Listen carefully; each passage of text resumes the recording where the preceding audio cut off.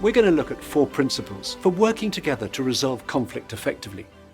The first principle is remember your partner's positive qualities.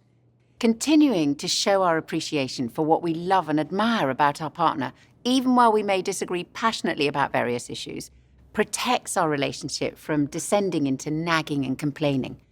No marriage can survive a lack of respect, a lack of positive, encouraging words being spoken to each other. We can all make our husband or wife feel like the most important person in the world for us, simply through expressing our appreciation for them. And that's the way we build up their confidence and their sense of value. Just like the author Mark Twain once said, I can live for 2 months on a sincere compliment. While most couples, when they're dating, tend to say a lot of positive things to each other, once we've been married for a bit, it is all too easy to focus on those things that irritate us about our partner. And every couple will be able to think of certain things. Let me give you an example of something that irritates me. After a meal, we always wash the pots and pans in a bowl of hot water in the sink. And if Scylla has washed up last thing at night, she has this annoying habit of leaving the dirty water in the bowl. Now, I'm always the first to come downstairs in the morning to make Scylla a cup of tea. And I'm faced with this bowl of cold water with the grease now congealed around the edges.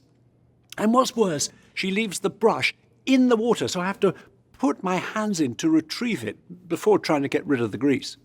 Now, I have mentioned this a few times over the last 40 years, and it is true, Scylla does it less frequently now.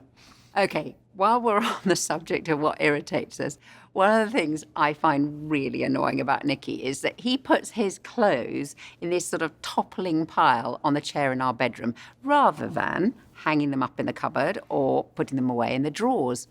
So, for me, remembering that I like being married to someone who has a very laid-back attitude to life really helps me. In fact, it was one of the things I loved most about Nicky when I first met him. The amazing thing is, the more we concentrate on the things we appreciate about each other, the more appreciative we become of each other.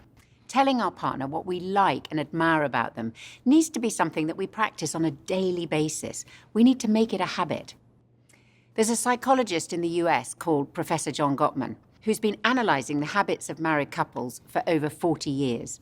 And he believes he's able to tell within the first 5 minutes of listening to and watching a couple whether or not their relationship is in trouble.